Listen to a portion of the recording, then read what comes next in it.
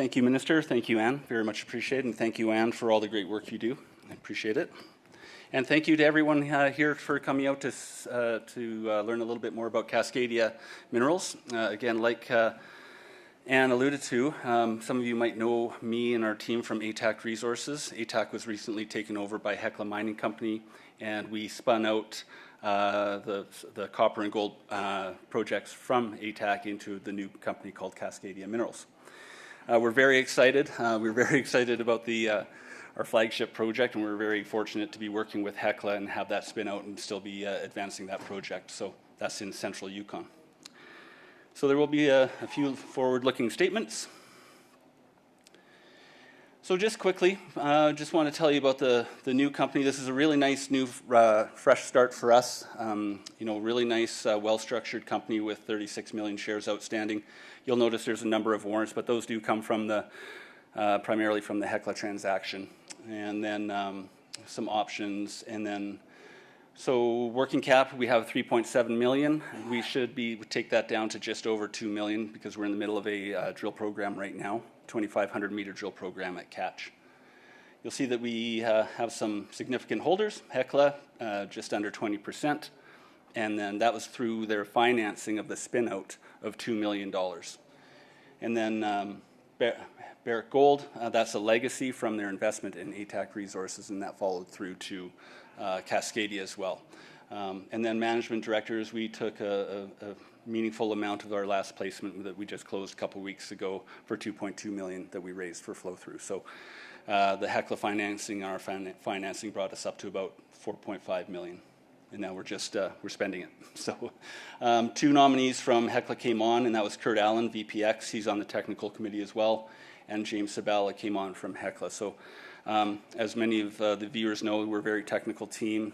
We pride ourselves in that and putting money into the ground. So we have an amazing team. We've got Kurt, Ed Cope, VPX, ex-VPX from Barrick. Rob Karn worked up in the Yukon for over 40 years, and I've been working up there for 25 years. So yeah, great team, nice new, well-structured company. It's exciting times for us. So here are the key projects that came across. We really want to focus on the Catch today and a little bit on the Pill, and we'll briefly touch on the Rosie and Sands of Time.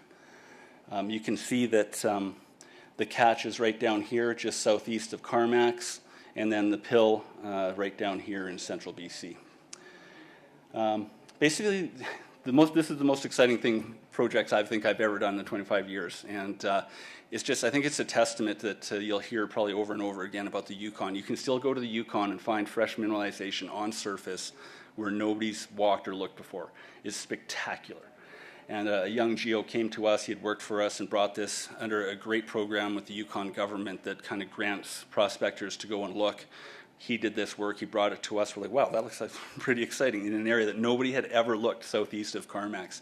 And we looked at it, and then when we went out there, this is incredible. It's the most copper and gold mineralization I've ever seen on surface on any project. So, and in an area, I'm getting ahead of myself, but in an area that nobody's ever looked. So yeah, it's kind of new frontier stuff, and we love it.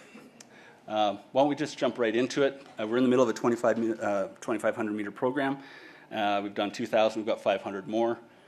You can see, like right at surface, we set our drill right on top of an outcrop that had almost 4% copper and 30 grams gold. So it's kind of a no-brainer place to put a drill. So where exactly are we? I think this is the key thing here. There has been quite a bit of, first off, this is kind of the Stikine terrain that comes up through BC. And it's kind of the old adage where people kind of stop looking at the border. Well, this entire area, this whole green kind of blob in here, there's been a little bit of work, but there's been very little work in and around this area in the Catch. So the fact that this is just found just right on surface is pretty spectacular. So that's the Catch. It's a new discovery. The drill program we're doing right now is the first ever diamond drill program that's ever been done. We're going to be able to earn this 100%, and we should be able to do our expenditures by the end of this year. And it's only 20 kilometers from a paved highway and power line, which is really nice as well. Zooming in onto the project, we've increased the size of the claim a couple times because we just keep finding more on the Catch. you can see, I mean, the rock samples that you see kind of speak for themselves. They're just very nice copper numbers associated with gold. High grade over a long trend. We have more claims down to the south here as well. So two of the main zones. We've got the main zone, great name, and then the diorite zone. We'll kind of zoom into those a little bit more. I think that's key things to talk about there. So since 2020, when we got the project, we've done a lot more geochem mapping, IP, so we really wanted to get it to the drill stage as fast as we could, obviously. You can see that we have coincident geochem conductor anomalies as well as the geochem. So, and with resistivity as well. So clear, easy drill targets. We're currently up on this pad here, and we'll be coming down to do one more pad here. You can see the kind of the section of what we're targeting here, and these holes are about 400 to 600 meters. They've been pretty tough to shut down because we are seeing mineralization in all of the holes. So we're seeing pyrite, pyrrhotite, and chalcopyrite. That is disclosed in a news release. We're just not getting into the levels of how much. We don't want to, put the expectations too high. We just want to be able to talk about it because it is there, and it's in the assays. We don't have any assays back, so we expect that in a month or two. So yeah, stay tuned. So so we finished those two more almost done here, and then one more, and then that will be it for this year. We do have room to do a little bit more, and if we get results back from the first one, we've got good grades in it, then we'll obviously try to do some more as well. So yeah, quickly, I mean, I think the numbers, this is kind of the lay of the land. It's really nice and easy to walk around and get around up here. We're used to like top of mountain peaks and such, but this is just really nice area to work in. You can see some of the mineralization. I won't go into it too much depth, but what I like about this is you're seeing mineralization over half a kilometer, and the average grade, this is kind of the key thing, and this includes all of the dusters. You're looking at 0.32 and 0.7 grams gold, so really nice surface numbers. And then I think the drill pad's right up in here, so, and then the second one will be down here, or last one, excuse me. And then down to the diorite zone. Again, same kind of thing.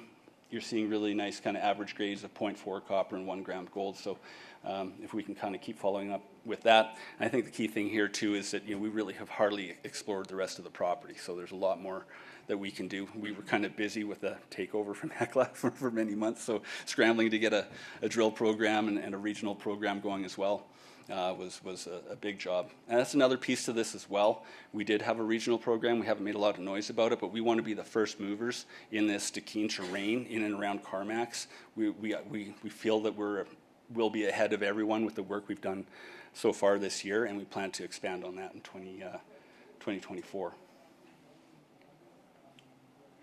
Moving on to the Pill. Again, this is a project right in the heart of the Toodoggone. It's under option. We can earn 70% of this. Obviously, we have some great neighbors, Freeport-McMoran with HDI, Thesis, Skeena, TDG, and then obviously Centerra, who might be a little bit more active in the coming years. So we're focused more on catch, obviously, this year, but we did do some Titan IP on a target on the southern end of the Pill. And we did a lot of geochem prospecting, alteration work throughout the entire project. And I think we've got to zoom in here. Yeah, I mean, it's just a really nice, amazing place to work. I mean, one of the big things for us was to be able to find a project in a favorable jurisdiction with access. And this is a very fertile area with a lot of great access and a lot of good things, collaborative working relationship with a lot of the companies in the area. So we're going to be focusing in on Pill South. Obviously, some really nice grades there. Almost 4% copper, some silver. The molly's nice, and probably a bit more of a deeper target here. But we're working on looking to be drilling that next year, along with some of our other 22 discoveries. 18% copper up here. This is a really nice area up in here that we'll be looking at as well. So lots to go on that, but we'll get to that more in 2024. And moving along, Staying in the Yukon, another person that worked for us, working for another company right now, is doing some work during COVID, and a really smart fellow that was using some really nice new advanced science to vector in on some casino lookalikes. We picked up the Sands of Time just to the southwest of Casino. It has a Molly anomaly as big or bigger as Casino. It's never been drilled, so we're going to go follow up on that. It's easier earn-in options on that. So we'll be going out there this year just to get a feel for it, and then get back out there next year. And lastly, quickly, Rosie, this project is near the Red Mountain Molly deposit in central Yukon, road accessible from the South Canal Highway, low sulfidation epithermal.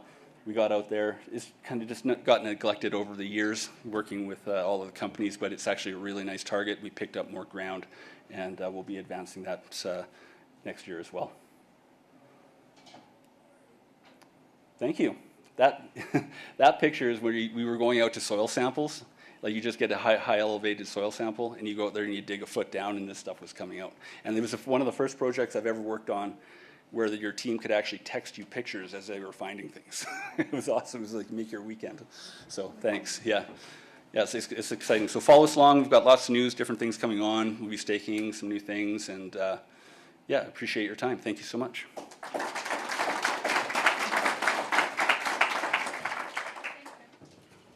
Thanks, Graham. You do have time for one question if there are any. I'll just wait for the mic. Hey, Graham. Hi. On catch, it seems that a lovely gold and silver, or gold and copper both, but quite sporadic on the proportions. Do you have any immediate explanation for that? No, we really don't. Yeah, it's an alkalic kind of porphyry that we're looking at. It's primarily in basalts that we're seeing in the diorite zone. We're seeing mineralization in the diorite, in the hole at diorite as well, and in the basalt, altered basalt at the main target as well. There's different ratios on all sorts of different samples, so I'm probably not the best to speak to it. Adam's here. I'd love to chat with you about it, and he'd probably answer it better than I can. Hey, Graham, I know it's subject to age dating and things like that, but Yeah. you potentially have that age right between Triassic and Jurassic, which is red Chris. That's right. Do you want to expand on that, potentially, if you have the right chemistry and things like that, if you have the same hunting grounds? Again, it's not fully my expertise, but that we work with Alan Wilson, and Adam, is well versed in this as well, and that's our understanding, is that we are right in the same kind of system. That Thibert fault goes right down into Red Chris and many of the other targets. So we're in the right age to find the same kind of deposits. So that's kind of the theory there. So yeah, thank you. Thanks very much, Graham. Thank you, everyone.